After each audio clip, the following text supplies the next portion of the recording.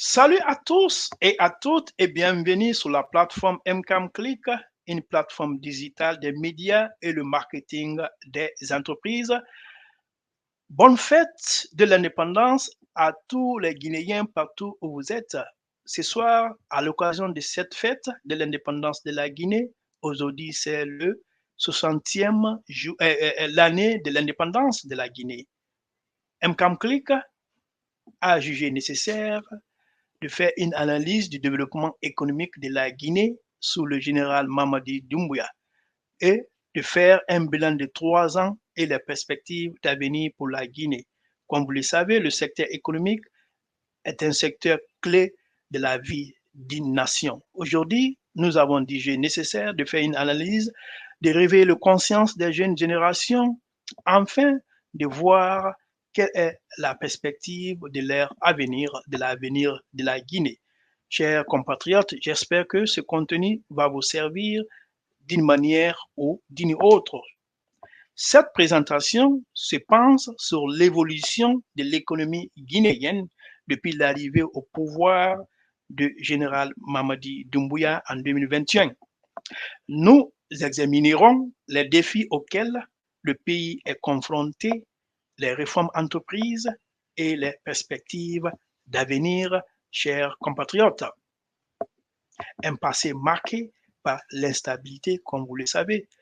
Depuis l'indépendance en 1958, la Guinée a connu l'instabilité politique chronique, la dépendance aux ressources naturelles telles que la bauxite et la pauvreté et l'inégalité. Pour ce fait, il est important de parler de l'économie de la Guinée. L'histoire de la Guinée est marquée par une succession de régimes autoritaires et une instabilité politique qui ont freiné son développement économique. La dépendance excessive à la bauxite a rendu l'économie vulnérable aux fluctuations des prix des matières premières. Pour ce qui est le progrès et les défis sous Alpha Condé, en 2010, en 2021, bien qu'Alpha Condé ait lancé certaines réformes, les progrès ont été inégaux et les défis structurels sont restés importants.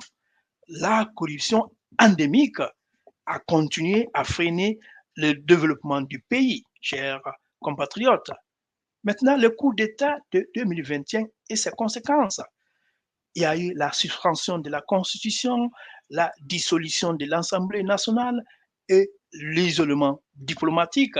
Le coup d'État de 2021 a prolongé la Guinée dans une nouvelle période d'incertitude politique. Les sanctions, par exemple, de la CEDEAO ont limité les marges de manœuvre du nouveau régime actuel.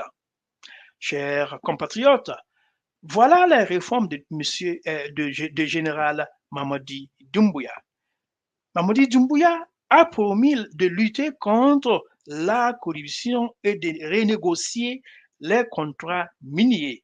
Cependant, les résultats de ces réformes restent à évaluer, chers compatriotes. Voilà l'évolution des recettes minières depuis 2021. La renégociation des contrats miniers entreprise par le régime de général Mamadi Doumbouya semble-t-il porter ses fruits pour l'augmentation des recettes fiscales provenant du secteur minier. Voici une description de l'évolution des recettes minières de la Guinée depuis 2021.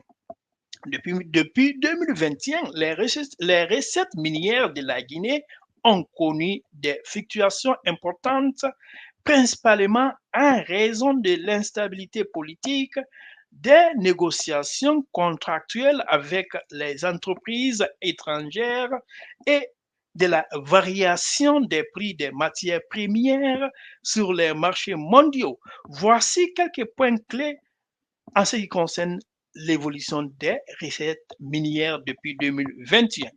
En 2021, chers compatriotes, après le coup d'État, le gouvernement de transition a cherché à renégocier les contrats miniers avec les grandes entreprises internationales dans le but d'augmenter la part des revenus revenant à l'État guinéen.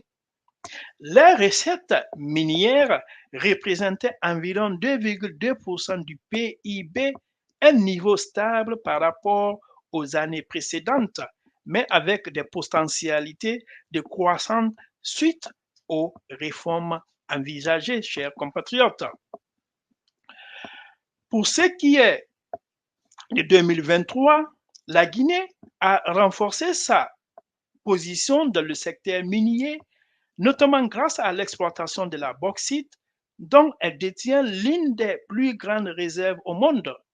Malgré l'incertitude politique, les recettes minières sont restées stables, contribuant à hauteur d'environ 2,0% du PIB, avec des réformes en cours visant à sécuriser des revenus plus élevés pour l'État. La taxation, quant à elle, dans le secteur minier a été renforcée, mais la faiblesse des infrastructures a ralenti l'augmentation des exportations. En 2023, les recettes minières ont continué de croître, portées par une forte performance du secteur malgré l'instabilité politique persistante. Les recettes minières ont encore une fois représenté 2,0% du PIB, malgré les défis liés à l'investissement étranger et à la réforme du secteur de l'électricité. La croissance de ce secteur a été cruciale pour soutenir l'économie nationale malgré la baisse des subventions dans d'autres secteurs comme l'énergie.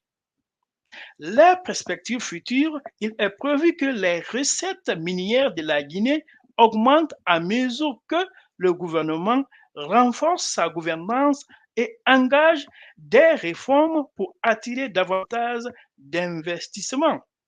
La diversification des activités minières et la réduction de la dépendance à la bauxite sont également à l'ordre du jour, afin d'élargir la base des revenus et de réduire les vulnérabilités économiques. Chers compatriotes, cette évolution reflète à la fois le potentiel de la Guinée en tant que puissance minière et les défis que le pays doit surmonter pour optimiser ses ressources au profit du développement économique. Chers compatriotes, voilà les défis et les perspectives. Par exemple, le taux de chômage des jeunes en Guinée de 2010 à 2023, comme vous le voyez ici sur l'écran. La comparaison des taux de chômage des jeunes en Afrique de l'Ouest, la Guinée se trouve derrière les autres pays voisins, chers compatriotes.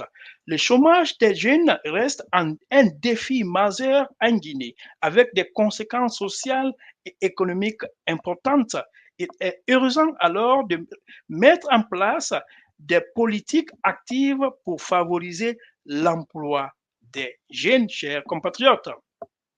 J'aimerais vous parler brièvement le mandat d'Alpha Condé de 2010 à 2021, l'évolution du PIB par secteur sous Alpha Condé pour voir comment et pourquoi et combien de fois la Guinée, l'économie de la Guinée est vraiment dépendante de la bauxite. Comme vous pouvez le constater, le secteur minier a toujours dominé l'économie guinéenne sous Alpha Condé, bien que des efforts aient été faits pour diversifier l'économie. La dépendance aux ressources naturelles est restée très élevée, chers compatriotes. Ensuite, c'est l'indice de perception de la corruption. On ne peut pas parler de l'économie sans parler de ce volet. Il s'agit de faire un appel à transition démocratique pacifique et à des réformes structurelles. La Guinée a un score de 26 cette année, avec un changement seulement de 1 depuis l'an dernier, ce qui signifie la Guinée se classe 141e sur 180 pays, ce qui est vraiment déplorable, chers compatriotes. Comptant 180 pays dans le monde, l'indice de perception de la corruption est le principal indicateur mondial de la corruption dans le secteur public, chers compatriotes. Maintenant, il est temps pour moi de faire une analyse concernant les indicateurs économiques, à savoir la croissance économique, les investissements, la création d'emplois, la réduction de la pauvreté, le développement humain et les vulnérabilités aux chocs extérieurs, l'attractivité pour les investisseurs et enfin la dette publique, chers compatriotes.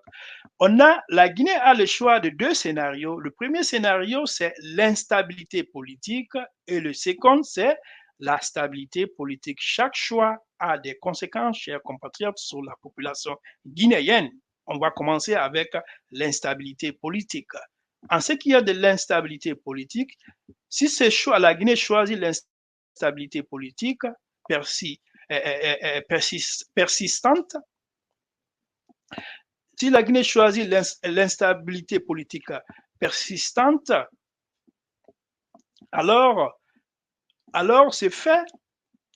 Dans ce cas, la Guinée aura toujours mal à se développer. Par exemple, la croissance économique aura le faible, la croissance économique sera faible et volatile. La dépendance des fluctuations des prix des matières premières à cause ça va être dépendant toujours sur l'économie sera toujours dépendante sur la fluctuation des prix des matières premières. Ça, c'est le premier choix en ce qui concerne ces indicateurs. Le deuxième choix, le deuxième indicateur en ce qui concerne l'instabilité. Pour l'investissement, en ce qui concerne l'investissement, si la Guinée choisit l'instabilité politique, alors l'investissement sera faible et notamment l'investissement étranger en raison de l'incertitude politique et des risques. Pour ce qui est de la création d'emplois, si la Guinée choisit l'instabilité politique, la création d'emplois sera faible et sera concentrée dans les secteurs informels et peu qualifiés. Ensuite, c'est la réduction de la pauvreté. Si la Guinée choisit l'instabilité politique, alors la répercussion sera la réduction de la pauvreté sera lente, voire inexistante, en raison de la faiblesse, en raison de la faible croissance et des revenus. Pour ce qui est maintenant le scénario 2, le deuxième scénario, c'est-à-dire la stabilité, alors dans ce cas, pour la croissance économique, la Guinée aura de fortes croissances économiques et soutenues, tirées par divers secteurs et d'investissement. Pour l'investissement, quant à les investissements, par exemple, étrangers, on aura vraiment fort niveau d'investissement, tant domestique qu'étranger, favorisé par un environnement stable et attractif. Pour ce qui est maintenant de la création d'emplois, si la Guinée choisit la stabilité économique, alors la création d'emplois sera forte et notamment dans les secteurs à forte valeur ajoutée. Pour ce qui est maintenant de la réduction, si toutefois la Guinée choisit la stabilité politique, la réduction de la pauvreté sera rapide grâce à une croissance inclusive, à la création d'opportunités, chers compatriotes. Maintenant, je vais continuer toujours à ces indicateurs. En ce qui est du développement humain, par exemple, le premier scénario, le développement humain, si la Guinée choisit l'instabilité politique, le développement humain sera stagné ou détérioration des indicateurs de développement humain, notamment la santé et l'éducation. Pour ce qui est de la vulnérabilité au choc externe, si la Guinée choisit l'instabilité, alors la vulnérabilité au choc externe sera élevée en raison de la dépendance aux matières premières et de la fragilité des institutions. Ensuite, c'est l'attractivité pour les investisseurs. Si la Guinée choisit l'instabilité politique, alors l'attractivité pour les investisseurs sera faible en raison de l'instabilité politique, de la corruption et des incertitudes réglementaires. Enfin, en ce qui est maintenant la dette publique, si la Guinée choisit l'instabilité politique, la tendance est que la dette publique va être augmentée en raison de la faible croissance et des besoins des ressources. Chers compatriotes, si maintenant, en ce qui est toujours le choix pour la stabilité, pour ces quatre indicateurs, c'est-à-dire le développement humain, la vulnérabilité au choc externe, l'attractivité pour les investisseurs et la dette publique, pour le choix de la stabilité politique, alors pour le développement humain, la Guinée aura amélioration significative des indicateurs de développement humain grâce à des investissements dans les services sociaux. Pour ce qui est de la vulnérabilité au choc externe, si la Guinée choisit la stabilité, alors la vulnérabilité au choc externe sera réduite grâce à une économie diversifiée et à des institutions solides. Pour ce qui est maintenant l'attractivité aux investisseurs étrangers, par exemple, la Guinée aura les investisseurs forts grâce à un environnement des affaires amélioré, à la stabilité politique et à des incitations à l'investissement. Enfin, en ce qui est de la dette publique, si la Guinée choisit la stabilité politique, alors la tendance pour la dette publique sera à la baisse grâce à une croissance forte et soutenue, chers compatriotes. Maintenant, je vais vous parler de l'avenir de la Guinée. L'avenir de la Guinée, chers compatriotes, dépendra de sa capacité à surmonter les défis actuels et à mettre en œuvre des réformes profondes, une transition démocratique réussie et une diversification économique sont essentielles pour assurer un développement durable et exclusif, chers compatriotes. Maintenant, il est temps pour moi de conclure cette présentation, chers compatriotes. Nous avons exploré l'ensemble des scénarios constatés pour l'avenir de la Guinée. Un scénario de maintien de l'instabilité politique et un autre de stabilité politique et de développement économique. En synthèse, nous avons vu que le choix entre ces deux scénarios aura des répercussions profondes sur de nombreux aspects de la vie des Guinéens. La croissance économique, par exemple, la création d'emplois, la réduction de la pauvreté, le développement humain et l'attractivité du pays pour les investisseurs. Les enjeux clés pour l'avenir de la Guinée sont multiples, chers compatriotes. Premièrement, c'est stabiliser le pays, je veux dire. C'est stabiliser le pays. Les enjeux sont énormes. Premièrement, c'est de stabiliser le pays. Mettre fin aux violences politiques et renforcer l'état de droit sont des conditions nécessaires pour attirer les investisseurs et favoriser la croissance, chers compatriotes guinéens. Deuxièmement, c'est de diversifier l'économie, réduire la dépendance aux matières premières et développer d'autres secteurs d'activité sont essentiels pour assurer une croissance durable et inclusive, chers compatriotes. Troisièmement, c'est de renforcer les institutions. Par exemple, des institutions solides et transparentes sont nécessaires pour lutter contre la corruption, améliorer la gouvernance et garantir l'équité, chers compatriotes. Enfin, c'est d'investir dans le capital humain. C'est très important. L'éducation, la santé et la formation professionnelle sont des leviers clés pour développer les compétences de la population et favoriser l'émergence d'une classe moyenne.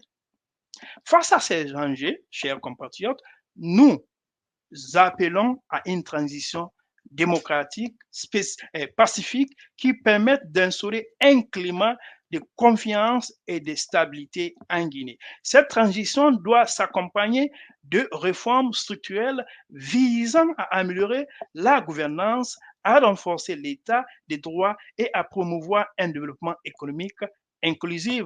En conclusion, chers compatriotes, l'avenir de la Guinée est entre les mains de ses dirigeants et de sa population. Les choix qui seront faits aujourd'hui auront les conséquences durables sur les générations futures. En optant pour la stabilité politique, la diversification économique et le renforcement des institutions, la Guinée pourra s'engager sur la voie d'un développement durable et prospère. Merci pour votre fidélité sur cette plateforme. Surtout, merci pour votre écoute et je vous remercie une fois encore de nous suivre et partager nos contenus afin d'atteindre le maximum de personnes. Une fois encore, bonne fête de l'indépendance à tous les fidèles auditeurs et des auditrices et à tous les Guinéens partout où vous êtes.